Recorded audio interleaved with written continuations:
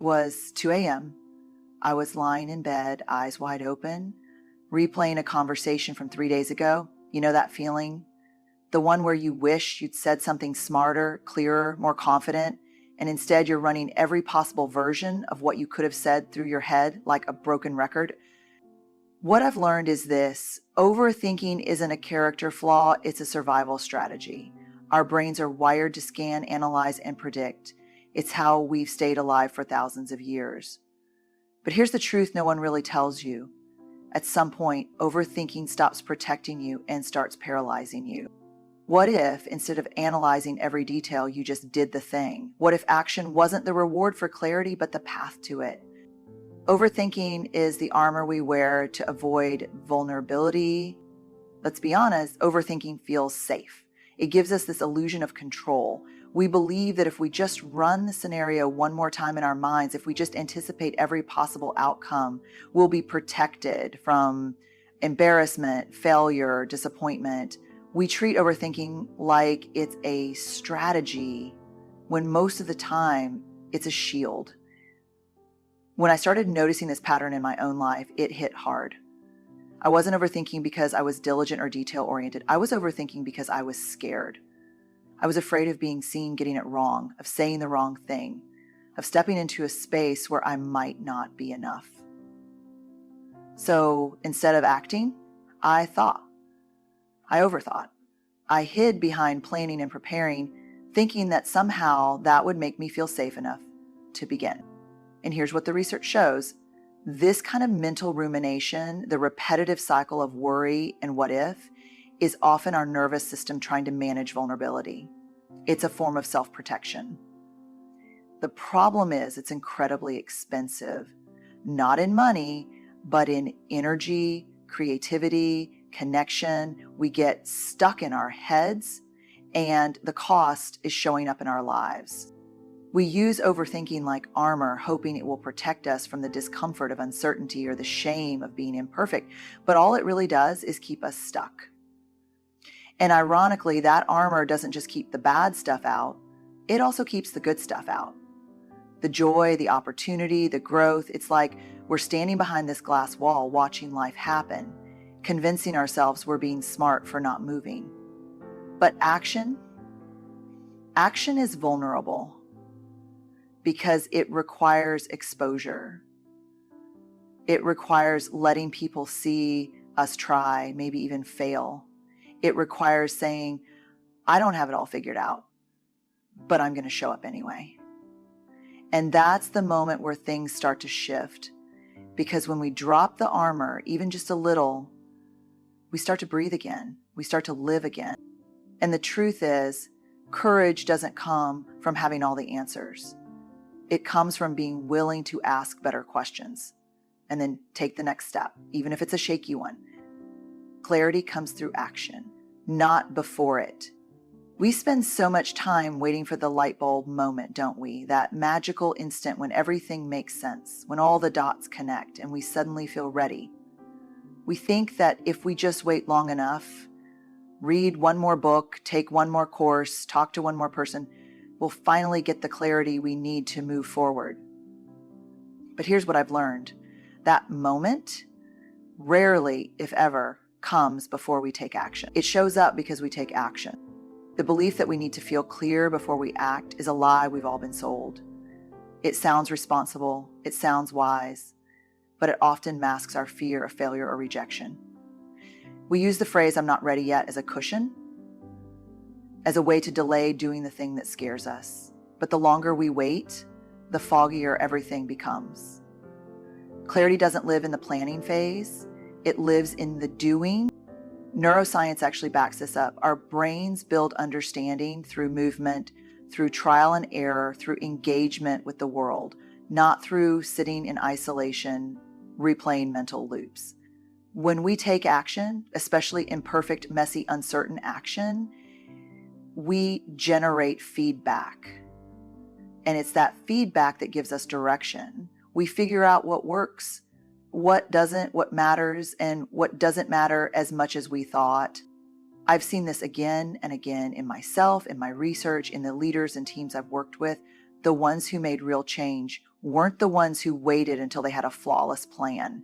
They were the ones who said, I don't have all the answers, but I'm willing to try.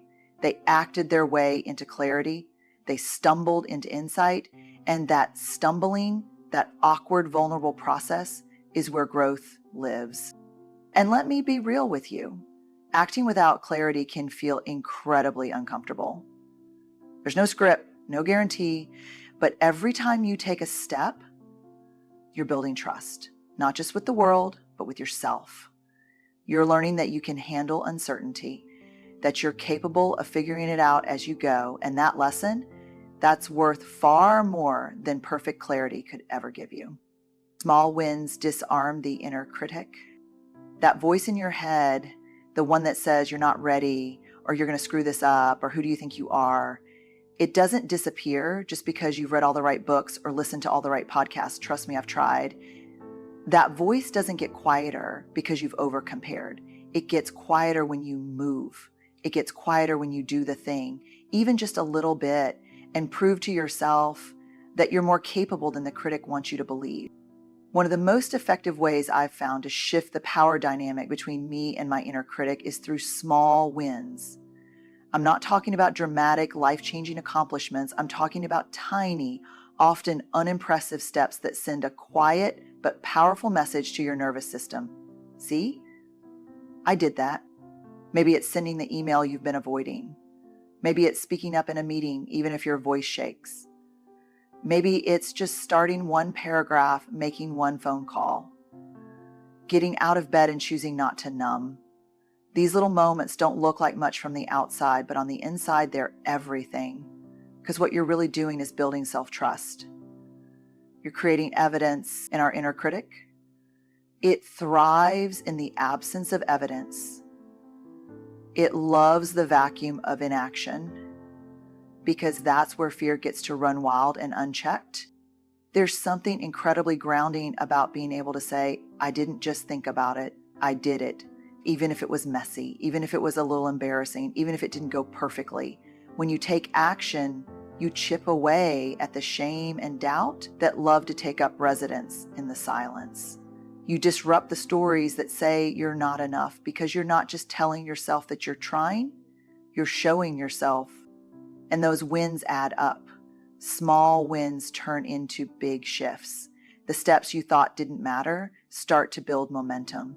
You begin to walk differently, speak differently, trust differently, not because the critic is gone, but because you've stopped letting it sit in the driver's seat. Momentum doesn't start with confidence, it starts with motion. And sometimes the bravest thing we can do is take the tiniest step forward and whisper to ourselves, this counts. Courage isn't loud, it's movement in the presence of fear. We often picture courage as this bold, dramatic act.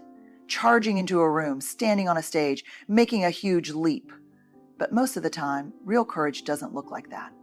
It looks like showing up when everything in you wants to hide. It looks like having the conversation you've been avoiding. It looks like taking the next step when your hands are shaking and your voice is small. Courage isn't the absence of fear. It's the decision to move with it. I used to think I had to wait for fear to go away before I could act, that I had to feel brave in order to be brave. But what I learned, what I continue to learn, is that bravery is often quiet.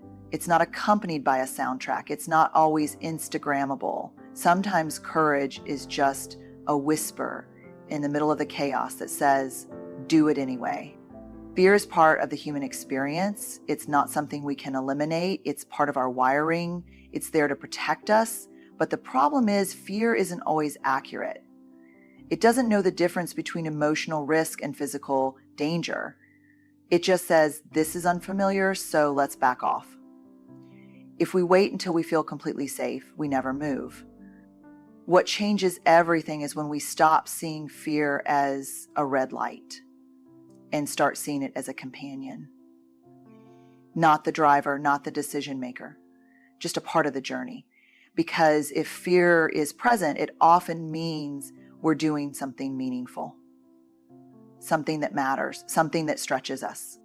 I've seen so many people leaders, parents, creatives, students, step forward while being afraid, not after they've conquered their fear, right in the middle of it. And what I've noticed is that those are the moments that define them. Not because they were flawless, not because they had it all figured out, but because they chose to move anyway. That's courage. And here's the secret. Every time you act in the presence of fear, your capacity for courage grows. You expand. You build proof that you can feel discomfort and still keep going. And little by little, your life starts to change. Not because the fear is gone, but because it no longer controls your choices. Acting aligns us with our values faster than thinking ever will. You can spend months, years even, thinking about the kind of person you want to be, the kind of life you want to live, the values you want to stand for. And that kind of reflection matters. But here's what I've seen in myself and in others. We don't become the person we want to be by thinking about it. We become that person through the choices we make when it's hard, when we're scared, when no one's watching, through action. Values aren't something we write down once in a journal and call it done. They're something we practice. And the only way we know if we're living into our values is by how we show up, especially under pressure. When I say I value honesty, but I avoid a hard conversation because it's uncomfortable, that gap between what I say I believe and what I actually do, that's where shame creeps in. That's where disconnection grows. And it's not because I'm a bad person, it's because I'm out of alignment. But the tricky thing is that overthinking loves to disguise itself as responsibility. We'll say things like, I just need more time to figure it out, or I want to make sure I'm doing it right. But underneath that is often the fear that if we act, we'll be exposed, that we'll get it wrong, that we'll disappoint someone. But the longer we stay in that loop, the more disconnected we become from our core values, not intentionally, but gradually, quietly, subtly. Those powerful shifts I've ever experienced happened when I stopped trying to get it right in my head and just started doing the next right thing. Not the perfect thing, not the impressive thing, just the thing that felt honest, true, real. That's where alignment lives, in the decisions we make in real time, not in the ideals we carry in our heads. And the beautiful part is, once we start acting in alignment with our values, even in small ways, something inside begins to settle. There's less mental noise, less internal tension, not because life gets easier, but because we get clearer. We start to recognize ourselves again, not the edited version, but the real one. And there's nothing more grounding than that. So here's the heart of it. Overthinking promises safety, but it rarely delivers. It tells us we're being responsible, when really we're often just scared. And that's okay. Fear is human. But you were never meant to live your whole life in your head. Life isn't happening in the perfectly rehearsed version of your story. It's happening in the imperfect, vulnerable, beautifully messy moments when you decide to act. When you start moving, no matter how small the steps, you begin to rewrite the story. You begin to trade anxiety for clarity, fear for forward motion, self-doubt for self-trust. Not because the fear is gone, but because you've chosen to stop letting it call the shots. You'll still stumble, you'll still question yourself, but you'll be in it, you'll be alive in your own life again.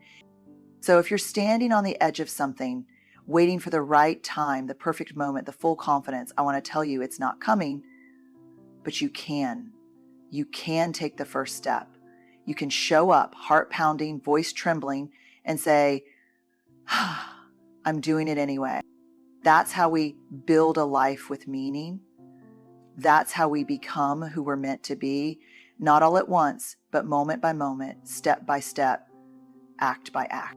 Good luck, and may your next move be a bold one, even if it's small. You've got this.